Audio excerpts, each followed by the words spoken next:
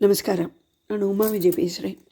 இந்த தென்னிந்திய திருத்தலங்கள் யூடியூப் சேனலுக்காக வேண்டி இன்றைக்கி 749வது பகுதியாக எதிர்பாராமல் போய் பார்க்க கிடைச்ச ஒரு கோவிலை பற்றி தான் நான் போட போகிறேன். சமீபத்திய இந்திய பயணத்து போது திருநெல்வேலி போகலான்னு சொல்லிட்டு போயின்னு இருந்தோம். மதுரையை தாண்டி திருநெல்வேலிக்கு இன்னும் ஒரு 20-21 கிலோமீட்டர் இருக்குது. அப்படிங்கும்போது அந்த மதுரையிலேருந்து போகக்கூடிய நெடுஞ்சாலையிலேயே இடது பக்கத்தில் ஒரு போர்டு பெயர் பலகை கங்கை கொண்டான் அப்படின்னு போட்டிருந்தது. கும்பகோணம் போகிற பாதையில் விருத்தாச்சலம் ஜெயங்கொண்டானை தாண்டி கங்கை கொண்ட சோழபுரம் சொல்லி ராஜேந்திர சோழன் தன்னோட அங்கேருந்து ஆட்சி புரிஞ்சாருங்கிற அந்த கங்கை கொண்ட சோழபுரம் பிரகதீஸ்வரர் கோவிலுக்கு சமமானது. சந்திரகாந்த கல்லால் ஆன கோவில். அங்கே அண்ணாபிஷேகம்ங்கிறது அவ்வளோ சிறப்பாக இருக்கும். அந்த கங்கை கொண்ட சோழபுரத்துக்கு நிறைய தடவை போகிற வாய்ப்பு கிடச்சிருக்கு. அதே கங்கை கொண்ட அந்த பேரை பார்த்த உடனே அந்த நினைப்புகளோடைய இந்த கோவிலுக்கு போகலான்னு போனோம். போனால் வெளியில் பெரிய குளம் இருந்தது. அங்கே காரை நிறுத்திட்டு பார்த்தா 2 ராஜகோபுரம் அடுத்தடுத்து இருந்தது. அதில் எந்த ராஜகோபுரத்து வழியாக போகணும் அப்படின்னு நினச்சா 5 நிலை பெரிய ராஜகோபுரத்தோடு இருந்தது. அப்படின்னு நினைக்கும் போது அங்கே நடந்து போயின்னு இருந்த ஒரு பெரியவா இந்த இடது பக்கத்தில் இருக்கிற கோபுர வாசல் வழியாக உள்ளே போங்கன்னு சொன்னார். அது வழியாக உள்ளே போனால் பெரிய பெரிய தூண்கள், பெரிய மண்டபம். அந்த மண்டபத்தில் வலது பக்கத்தில் ஒரு பாதை மாதிரி இருக்குது. அந்த பாதை வழியாக போனால் அதுக்கு அடுத்து இருக்கக்கூடிய அந்த இன்னொரு கோபுர வாசலோடு சேர்றது. அங்கே ஒரு சந்நிதி இருக்குது. இதில் இந்த மண்டபத்தில் வலது பக்கத்தில் ஒரு பிள்ளையார் இருக்கிறத பார்க்க முடிஞ்சது. அதை தாண்டி உள்ளே போனால் சிவாச்சாரியார் அப்போ இன்னும் வரலை. நாங்கள் போனது ஒரு 5:10 அப்படி போயிருந்தோம். அவர் வர்ற நேரம்தான் சொன்னார். போனால் கிழக்க பார்த்த கோவில் தான் 5 நிலை கோபுரத்தோடு இருக்குது. இந்த கோவில் சோழர் காலத்தோடது. முற்கால பாண்டியர், பிற்கால பாண்டியர் எல்லாராலேயுமே கட்டப்பட்ட கோவில் இது. 6ஆம் நூற்றாண்டிலேயே இருந்திருக்கு இந்த கோவில் அப்படின்னு சொல்லப்பட்டது. ஆதியில் இந்த கோவில் இருந்த இடத்தோட பேர் ஸ்ரீ வல்லப சதுர்வேதி மங்கலம் அப்படின்னு இருந்திருக்கு. அதுக்கப்புறமா ராஜேந்திர சோழன் வடநாட்டுக்கு போய் கங்கையை கைப்பற்றி வந்தபடியா 1ஆம் குலோத்துங்க சோழன் காலத்தில் இந்த ஊரோட பேரானது கங்கை கொண்ட சோழ சதுர்வேதி மங்கலம் அப்படின்னு ஆயிருக்கு. அது இன்னைக்கு சுருங்கி கங்கை கொண்டான் அப்படின்னு அழைக்கப்படுறதுன்னு சொன்னான்.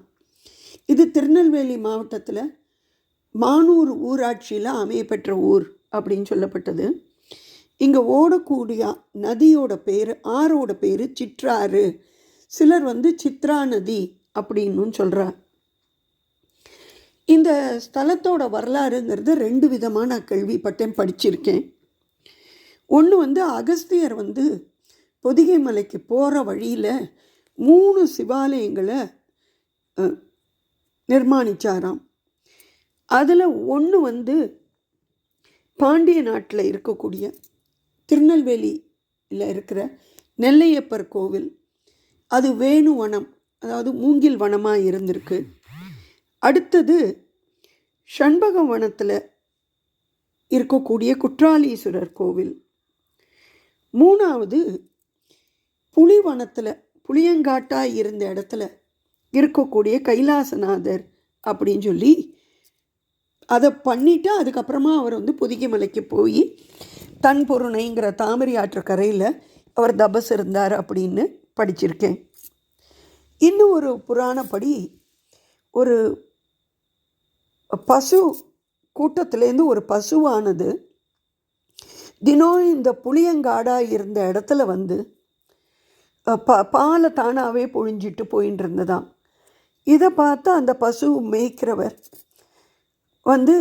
அந்த மாடை அவர் தொடர்ந்து இந்த மாடு இப்படி பால் சொரியறத பார்த்துட்டு அது ஊருக்கெல்லாம் சொல்ல அது ராஜா காதுக்கும் எட்டினுதான்.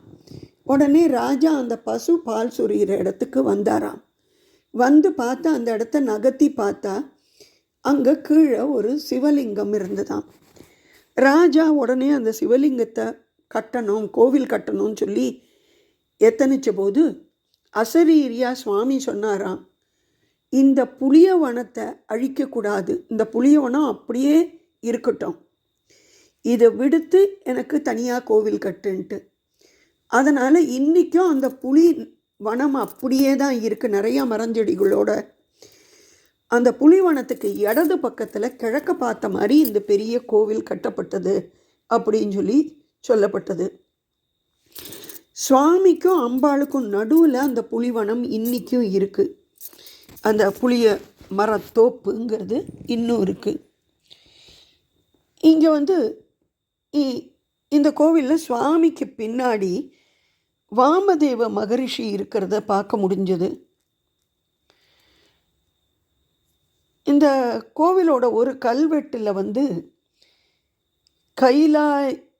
கைலாயத்து படாரர் அப்படின்னு சொல்லப்பட்டிருக்கு. அதனால் சுவாமி கைலாசநாதர் அப்படிங்கிற பேர்லேயும் அம்பாள் ஆனந்தவல்லி தாயார் அப்படிங்கிற பேர்லேயும் இருக்கா. இந்த மாரவர்மன் சுந்தரபாண்டியன்ட்டு ஒருத்தர் இருந்தார். அவரோட கல்வெட்டு இந்த ஸ்தலத்தை அம்பாளை ஆனந்தவல்லி நாச்சியார் அப்படின்னு குறிக்கிறது அப்படின்னு சொல்லப்பட்டது. எனக்கு கல்வெட்டெல்லாம் படிக்க தெரியாது. ஆனாலும் இந்த கோவிலில் 7-8க்கும் மேற்பட்ட கல்வெட்டுகள் நிறையா இருக்குது அப்படிங்கிறத தெரிஞ்சினேன். இந்த ஊருக்கு பக்கத்தில் இருக்கக்கூடிய ஏரியோட பேரும் பராந்தக பேரேரி அப்படின்னும் தெரிஞ்சினேன். அக்னி பகவான் இந்த ஸ்தலத்தில் பூஜை பண்ணியிருக்காராம். அக்னி பகவான் இந்த ஸ்தலத்தில் 3 தலையோடு நமக்கு காட்சி தரார். சிவன் அக்னி பகவானோட தபஸை மெச்சி அவரையே தன்னோட நெற்றிக்கண்ணா அக்னி பகவானை ஏத்துண்ட ஸ்தலம் இந்த ஸ்தலம் அப்படின்னும், இந்த ஸ்தலத்தில் இருக்கிற சுவாமியோட தலையில் உச்சந்தலையில் ஒரு வெட்டு இருக்குது. ஏன்னா சுவாமிக்கு இந்த உச்சந்தலையில் சகஸ்ர துவாரம் திறந்திருக்கிற ஸ்தலம் அப்படின்னும் புஸ்தகத்தில் படித்தேன். நாங்கள் போனபோது சிவாச்சாரியார் இல்லாததுனால அதை பற்றின மேற்கொண்டு விவரம் தெரியல. சுவாமி சந்நிதிக்கு போகிறதுக்கு 2 பக்கமும் பார்த்தேன்னாக்கா படி ஏறி போகிறதுக்கு இடம் இருக்குது, கருவறைக்கு போகிறதுக்கு. அந்த இடத்துக்கு மகாமண்டபத்திலேருந்து உள்ளே போகிறதுக்கு. ஆனால் அது 2 பக்கமும் சங்கநிதி பத்மநிதி அப்படிங்கிறவா அந்த படிக்கட்டாக இருக்கா. அதனால் சிவாச்சாரியாரை தவிர வேறு யாரும் அதில் ஏறி போகக்கூடாது அப்படின்னு அங்கே போட்டிருக்கு. இங்கே தூண்கள், பெரிய பெரிய தூண்கள், மகாமண்டபத்தில் எக்கச்சக்கமான தூண்கள் இருக்குது. அதில் ஒரு 6 தூணு, ஒரு பக்கத்துக்கு 3 தூணா. அதில் பார்த்தேன்னாக்க யாழி, புருஷ மிருகம், மகாபாரத கதாபாத்திரமான பீமனோட ஒரு நடன பெண்மணி, பிள்ளையார் சிலை, அப்புறம் யானை முகத்தோடு கூடின ஒரு பெண்ணு, காரைக்கால் அம்மையார், அப்படி பெரிய பெரிய தூண்களில் ஒவ்வொரு சிலைகளுமே ஆளுயிர அளவுக்கு பெருசாக இருக்கிறத பார்க்க முடிஞ்சது. சுற்றி வரும்போது, பிரகாரத்தை சுற்றி வரும்போது, இந்த மகாமண்டபத்தோட வடகிழக்கில் பார்த்தோன்னாக்க 2 லிங்க பானம் நந்தியோட இருக்கிறத பார்க்க முடிஞ்சது. நிறைய பாண்டிய ஸ்தலத்தில் இருக்கக்கூடிய கோவிலில் கோஷ்டத்தில் மூர்த்திகளை பார்க்கவே முடியல. ஆனால் இந்த கோவிலில் கோஷ்டத்தில் தெற்கு பகுதியில் தட்சிணாமூர்த்தியை பார்க்க முடிஞ்சது. ஒருவேளை அது பிற்கால இடைச்சொற்களாக இருக்கலாமோ அப்படின்னு சொல்லி நினச்சிட்டேன். அது தவிர பிரகாரத்தில் இருக்கக்கூடிய ஜுரதேவர், இவர் ரொம்ப சக்தி வாய்ந்தவராம். எத்தனையோ பேர் இந்த ஜுரதேவரை வேண்டிண்டு அவளுடைய வியாதிகள் எல்லாம் குணமாக இருக்குது அப்படிங்கிறத புஸ்தகத்து மூலிமா படிச்சுட்டேன். இங்கே இருக்கக்கூடிய பிள்ளையார் ஒருத்தர், அவரும் வந்து வித்தியாசமாக நின்ன கோலத்தில் 4 கரத்தோட வலம்புரி விநாயகராக தாமரைப்பூவில் நின்ன மாதிரி இருக்கார். அவருக்கு எழுத்த மாதிரி மூஷிக வாகனம் பதிலாக யானை இருக்கிறதையும் பார்க்க முடிஞ்சது. கன்னி மூலையில் எப்பவும் போல் கணபதி இருக்கார். அதுக்கு அடுத்த பக்கத்தில் சுப்பிரமணிய சுவாமி வள்ளி தேவி யானையோடு சேர்ந்து அருள் புரிக்கிறார்.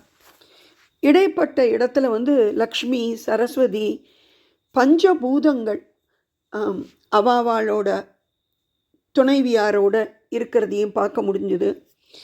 சண்டிகேஸ்வரர் எப்பவும் இருக்கக்கூடிய இடத்துல இருக்கார். அப்புறம் சனீஸ்வர பகவான், பைரவர் எல்லாரும் இருக்கா. கோவிலை சுற்றி வரும்போது சுவாமிக்கு நேர் எடுத்த மாதிரி இருக்கிற இடத்துல சூரியன், சந்திரன் 2 பக்கத்துலேயும் இருக்கா. வடக்க பார்த்த மாதிரி அதிகார நந்தி இருக்கிறதையும் பார்க்க முடிஞ்சது. இங்கே இந்த சுற்றி வந்த இந்த பிரகாரத்தில் வந்து பெரிய கல்லாலான நடராஜர் சிவகாமி அம்பாளோடு இருந்தார். இந்த நடராஜருக்கு புனுகு சாத்துறது ஐதீகமாம். அதனால் இவருக்கு புனுகு சபாபதி அப்படிங்கிற பேர் இருக்குது. அவா சந்நிதி கிட்டேயே வந்து பதஞ்சலி, வியாக்கியபாதர் எல்லாரையும் பார்க்க முடிஞ்சது. அவளை பார்த்துட்டு வெளியில் வந்து அந்த நடப்பாதையில் போகும்போது இந்த ஸ்தல விருட்சம் புளிய மரம் இருக்கிற இடத்த பார்த்துட்டு அடுத்த மண்டபம் அங்கே போனால் அங்கேயும் அம்பாளுக்கு எழுத்த மாதிரியும் ஜொதஸ்தம்பம், பலிபீடம் எல்லாம் இருக்குது. பாண்டிய நாட்டிலேயே வித்தியாசமான அம்பாள் இந்த அம்பாள்னு சொல்லப்பட்டது. என்ன காரணம்னா, பாண்டிய நாட்டில் எல்லா அம்பாளுக்குமே வந்து 2 கரம் தானா. இந்த ஆனந்தவல்லி தாயார் வந்து 4 கரத்தோட நின்ன கோலத்தில் சிரிச்ச முகத்தோட நமக்கு அருள் பாலிச்சின்ருக்கா. ரொம்ப நாள் பழமையாக பழுதடைஞ்சு போயிருந்த கோவிலை 2017 தான் திருப்பி புனரமைச்சு கும்பாபிஷேகம் நடத்தியிருக்கா. அதுக்கப்புறம் இப்போ உள்ளூர் வாசிகள் பிரதோஷ நாள், மகா சிவராத்திரி சிறப்பான நாட்களுக்கு வந்துட்டு போகிறா அப்படிங்கிறது தெரிஞ்சுன்னு. பிரதோஷத்தன்னைக்கு ஈசனுக்கு வந்து நாகாபரண சாத்துவாளாம். விசேஷ நாள் எல்லாம் இருந்ததுன்னா அன்றைக்கெல்லாம் சுவாமிக்கு சந்தன காப்பு சாத்தப்படும் அப்படின்னு தெரிஞ்சுன்னு. இங்கே வந்து சிவன் கோயிலுக்கு உண்டான எல்லா திருவிழாக்களும் சிறப்பாக நடக்கிறது. அதை தவிர அஷ்டமியில் பைரவருக்கு, சஷ்டியில் முருகருக்கு சூரசம்ஹாரம், அப்புறம் தெப்பத் திருவிழா. இப்போ கொஞ்ச நாளாக தான் தெப்பத் திருவிழா, தெப்பத்திற்கு தண்ணி இல்லைன்னு சொல்லி விடுபட்டு போயிருக்க. முன்னாடி நடுவில் தெப்பத் திருவிழாவும் சிறப்பாக நடந்தது அப்படிங்கிற விஷயத்தெல்லாமும் தெரிஞ்சுட்டேன். ரொம்ப பழமையான அழகான சிற்ப வேலைப்பாடுகளோடு நிறைஞ்ச அமைதியான இடத்துல இருக்கிற இந்த கோவில் கூட்ட நெரிசல் இல்லை. நாங்கள் போன நேரம் அந்த சிவாச்சாரியாருக்கு வேண்டி பார்த்துட்டு இருந்தபோது ரொம்ப வயசான அம்மா இந்த வாசலில் இருக்கிற மண்டபத்தில் சுற்றி வர இருக்கிற மரத்தில் இருந்த இலைகள்லாம் கீழே விழுந்து வயசானவா அதை பெருக்க முடியாமல் குனிஞ்சு பெருக்கின்னு இருந்தா.